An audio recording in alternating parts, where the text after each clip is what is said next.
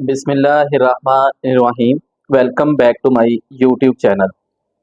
Dear students, आज second lecture है हमारे पास चैप्टर नंबर 7 एंजाइम्स का। कैरेक्टरिस्टिक्स ऑफ एंजाइम्स को आज हम समझेंगे। कैरेक्टरिस्टिक्स ऑफ एंजाइम को समझने के लिए एक दो चीज़ें पहले ज़रा याद रखनी है आपने। वो ये कि एंजाइम जिस भी केमिकल रिएक्शन में हिस्सा लेता है उसमें खुद कभी भी यूज़ नहीं होगा। जिस तरह से ये लगेगा, जैसे ही रिएक्शन कंप्लीट हो जाएगा उतना ही ये वापस उतर जाएगा, तो खुद इसके अंदर कोई चेंज नहीं आएगा। जस्ट इसका काम क्या होता है, केमिकल रिएक्शन को स्पीड अप करना, तेज करना, और ये मिलियन टाइम्स क्या करता है, उसको तेज कर देता है। फिर जैसे कि अब ये काम कैसे करेगा कि ये इधर मैंने जनरल सा इसका एक स्ट्रक्चर बनाया। ये हमारे पास एंजाइम है और ये फिर इसके अंदर क्या होता है, सबस्ट्रेट। एंजाइम ने जाके किसके साथ बाइंड करना होता है, सबस्ट्रेट के साथ अटैच होना होता है, जिससे रिएक्शन स्टार्ट हो जाएगा। और फिर यही जो सबस्ट्रेट है, आप इस तरह से ले लें कि ये हमारे पास रिएक्टेंट्स हैं जिन्होंने किस में कन्वर्ट होना होता है, प्रोडक्ट में चेंज होना होता है। ये बहरहाल आगे जाके भी आपको चीज़ें समझ आ जाएंगी।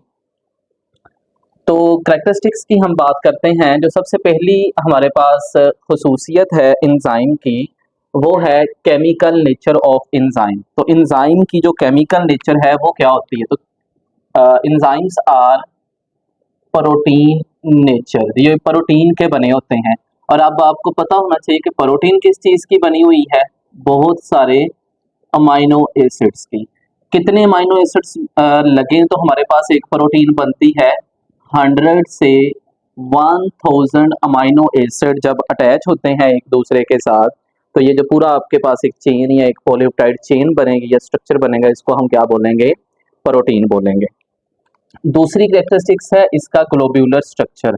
जो हमारे पास एंजाइम्स हैं, इनका जो स्ट्रक्चर है ग्लोब्यूलर होता है, ग्लोब नमा, ग्लोब्यूलर आप इसको कह सकते हैं। मैं इधर अगर इसको ड्रा करूं तो ये कुछ इस तरह से करके हमारे पास इसका स्ट्रक्चर होता है, जिसको हम क्या बोलते हैं, ग्लोब्यूलर। अब ये जो ग्लोब्यूलर स्ट्रक्चर है, अगर इसको देखा जाए तो ये 3D स्ट्रक्चर होता है। अब 3D स्ट्रक्चर हम बोलते हैं 3 डायमेंशनल स्ट्रक्चर जिसे हम कहते हैं।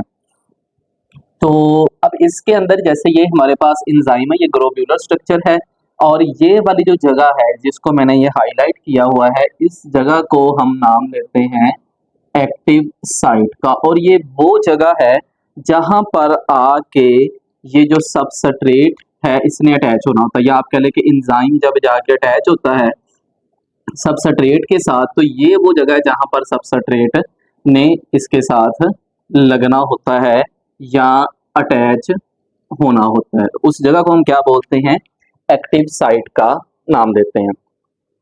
फिर तीसरी जो हमारे पास कैरेक्टरिस्टिक्स आ जाएगी वो है स्पेसिफिसिटी ऑफ एंजाइम। जैसे हम कहते हैं कि एक स्पेसिफिक लॉक को ओपन करने के लिए हमें एक स्पेसिफिक की चाहिए, मतलब एक ताले को खोलने के लिए जैसे हमें एक खास चाबी चाहिए होती है, ऐसे ही एक केमिकल रिएक्शन या एक सबस्ट्रेट को प्रोडक्ट में चेंज करने के लिए हमें एक खास स्पेसिफिक एंजाइम रिक्वायर होगा। ये नहीं होगा कि आप किसी भी रिएक्शन में कोई सा भी एंजाइम यूज कर लें तो रिएक्शन क्या हो जाएगा, स्पीड अप हो जाएगा। नहीं, ऐसे नहीं होता। जैसे एक ताले को खोलने के लिए उसी की चाबी उसको लगती है और वो ओपन होगा, इसी तरह से किसी रिएक्शन को चलाने के लिए हमें उसका स्पेसिफिक जो खास एंजाइम है वही अटैच करना पड़ेगा, तो फिर ही रिएक्शन क्या होगा, आगे अपनी प्रोडक्ट्स बनाएगा या सबस्ट्रेट आगे प्रोडक्ट्स में चेंज होगा। तो इस चीज को हम बोलते हैं स्पेसिफिसिटी ऑफ एंजाइम, कि एंजाइम की खासियत। अब जैसे मैंने अभी आपको बताया कि ये अपने स्पेसिफिक होते हैं फॉर देयर रिएक्शंस। तो जिस भी रिएक्शन में इन्होंने हिस्सा लेना होता है उसके लिए स्पेसिफिक एंजाइम होगा। जहां पर एक एग्जांपल है, स्टार्च जो है ये कन्वर्ट होती है किसके अंदर, सिंपल शुगर में। और इधर हमारे पास एंजाइम कौन सा यूज होगा जो स्टार्च को सिंपल शुगर में कन्वर्ट करता है, इस एंजाइम का नेम है एमाइलेज एंजाइम। इस एंजाइम के अलावा अगर आप कोई और एंजाइम यूज करेंगे, जैसे प्रोटीएज है या कोई भी और आप एंजाइम यूज करें, तो वो ये काम नहीं कर पाएगा, तो स्टार्च आपकी सिंपल शुगर में कन्वर्ट नहीं होगी। सिर्फ जब एमाइलेज आगे अटैच होगा स्टार्च के साथ, तो फिर ही स्टार्च किस में कन्वर्ट होगी, सिंपल शुगर में। तो ये आई होप कि आपको समझ आ गई होगी कि स्पेसिफिसिटी खासियत जो है, खास इंजाइम ही अटैच होगा हर स्पेसिफिक रिएक्शन का, रिएक्शन को तेज करने के लिए। फिर फोर्थ हमारे पास कैरेक्टरिस्टिक्स है intracellular and extra cellular enzyme. तो इसमें डियर स्टूडेंट्स, ये जो इंट्रा है, इंट्रा हम कहते हैं विद इन, इंट्रा बोलते हैं हम विद इन को। सेलुलर किसको बोलेंगे, सेलुलर का मतलब है सेल। अब सेल के अंदर, अब बहुत सारे एंजाइम्स ऐसे हैं जो सेल के अंदर ही काम कर रहे होते हैं, उनका सेल के बाहर काम नहीं होता। तो इस तरह के सेल्स को हम फिर कहते हैं इंट्रासेलुलर एंजाइम, जो सेल के अंदर ही काम करें। अब इसके अंदर हमारे पास एग्जांपल आ जाएगी, जैसे कि हमारे सेल के अंदर एक प्रोसेस हो रहा होता है जिसको हम सेलुलर रेस्पिरेशन का नाम देते हैं। तो इस सेलुलर रेस्पिरेशन रिएक्शन को करवाने के लिए जो एंजाइम्स होंगे वो कहाँ पर होंगे, वो सेल के अंदर ही होंगे। तो इसलिए वो एंजाइम जो कि सेलुलर रेस्पिरेशन करवा रहे होंगे, उन एंजाइम्स को हम क्या बोलेंगे, इंट्रा सेलुलर एंजाइम, के सेल के अंदर पाए जाने वाले एंजाइम। फिर दूसरी जो टाइप हमारे पास आ जाती है, ये है एक्स्ट्रा सेलुलर एंजाइम। अब जैसे एक्स्ट्रा, एक्स्ट्रा मीन होता है आउटसाइड, फिर इसी तरह से जो सेलुलर है इसका मतलब हमारे पास क्या है, सेल। तो सेल से बाहर, आउटसाइड जो एंजाइम काम कर रहे होते हैं उन्हें हम क्या नाम देंगे, एक्स्ट्रा सेलुलर एंजाइम। अब सेल से बाहर कौन से काम हो रहे होते हैं, जैसे कि स्टमक है, तो स्टमक के अंदर कौन सा प्रोसेस हो रहा होता है, डाइजेशन का प्रोसेस हो रहा होता है, फूड की ब्रेक डाउन की जाती है। तो ये जो फूड की ब्रेक डाउन करने के लिए जितने भी एंजाइम यूज हो रहे होंगे स्टमक के अंदर, ये सारे एंजाइम्स क्या कहलाएंगे, एक्स्ट्रा सेलुलर एंजाइम। तो आसान करके इंट्रासेलुलर जो सेल के अंदर काम करें, एक्स्ट्रा सेलुलर जो सेल से बाहर काम कर रहे हों। तो नेक्स्ट हमारे पास कैरेक्टरिस्टिक आ जाएगी कोफैक्टर ऑफ एंजाइम। सबसे पहले तो ये जो कोफैक्टर है, इसकी जरा डेफिनेशन को हम समझ लेते हैं कि ये क्या होते हैं।